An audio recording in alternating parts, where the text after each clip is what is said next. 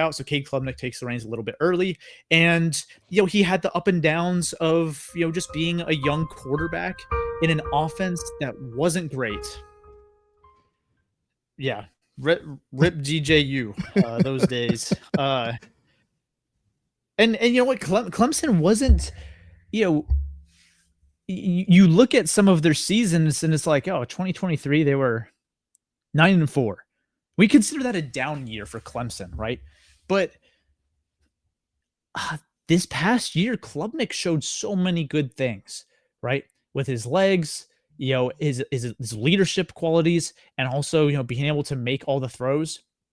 I sound like a broken record. I talk about this game all the time.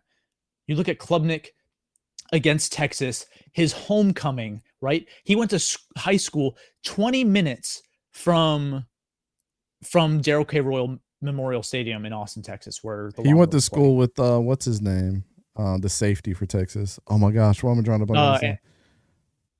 Michael Taft. Michael Taft, yeah. Yes, because both of them played against Quinn Ewers in the state championship. Mm-hmm. Yeah, yeah.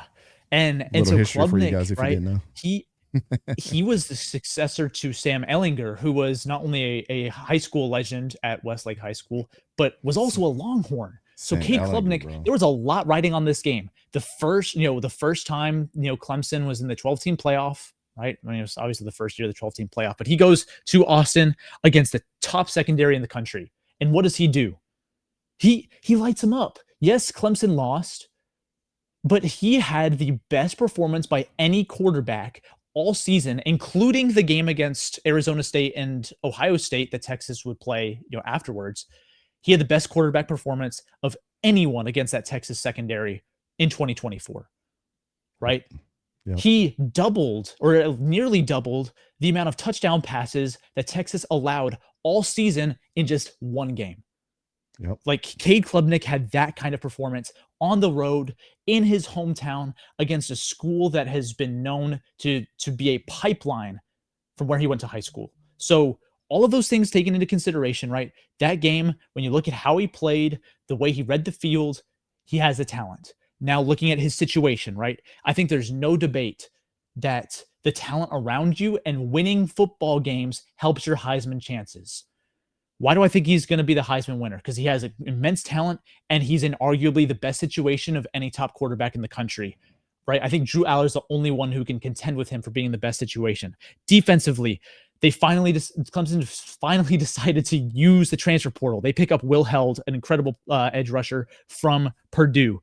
Then they return a total of 9 starters on defense, right? Including standout players in Sammy Brown, who's a linebacker, and Ashton Hampton, who's a corner. Both of them had fantastic freshman campaigns. And then you also add in future first round picks, Peter Woods and TJ Parker on the defensive line. So defensively, they are loaded, right? And that's not even to mention Avian Terrell, who is, I believe, the younger brother of AJ Terrell, who was also a Clemson grad and was a corner for the Falcons right now. So defensively, they are up there with some of the best units with Ohio State, Texas, Georgia, Penn State, Alabama. They should have one of the best defenses in the entire country.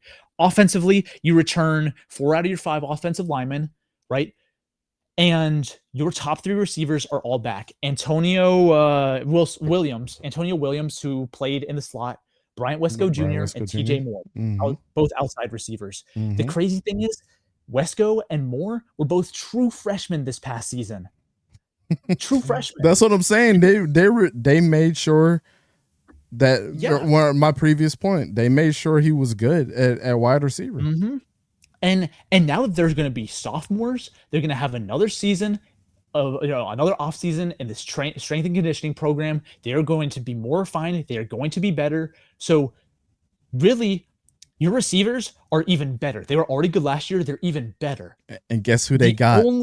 Gideon Davidson, which I can't wait to see that kid turn up, man. I was about to bring that up. The only quote-unquote holes on this roster, in my opinion, tight end, losing Jake Brenningstool. We talked to him at the Senior Bowl. And running back, losing Phil Maffa, who's picked up by the Cowboys.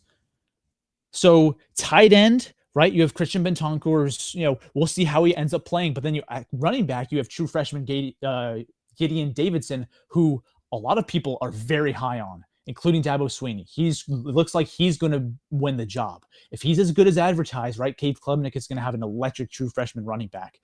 That is an excellent recipe for success, not just for Klubnik on offense with that offensive line coming back and his receiving game being top notch, but that defense is loaded and they're like returning. They got 2 top 15 first rounders right now if they end up playing, and that's TJ Parker and Peter Woods. And Peter Woods, yeah, those dudes are like top 15 picks right now. Yeah, and if Will Held has a good season, he could end up being a 2nd round pick. Same thing with Avion Terrell. So the way that I'm seeing this, Clemson is not only a natty contender, but Cade Klubnik, who already had great numbers last season, is going to have an even better situation around him. And in my opinion, should improve on those numbers. To me, that is the perfect recipe for a Heisman season, right? He has everything going right around him, and he's an elite talent.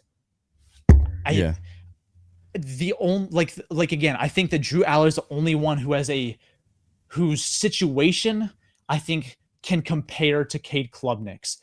What Cade Klubnik does have going for him though is offensive play calling. It's more geared towards him. While Aller, I feel like the play calling last year was so gimmicky at times, and it's more run heavy that I don't know how much the play calling really helps Aller in terms of his Heisman chances. For Cade Klubnik, it is absolutely working in his favor with Garrett Riley. So I think that to me, Cade Klubnik has the ideal recipe for a Heisman season, and he's my number one guy. Yeah, bro. I can't say enough good things about Cade Klubnik. When everybody said that this kid is not it, and I kept saying, y'all don't really watch film or the games, do you? Because, like, I don't see any quarterbacks in the country hitting that pass the way that he hit. Just because they lost doesn't mean they lost because of Cade Klubnik. They just need a couple of receivers out there. What they going to go get? TJ and Bryant. Yeah, so there you go. It's crazy stuff, man.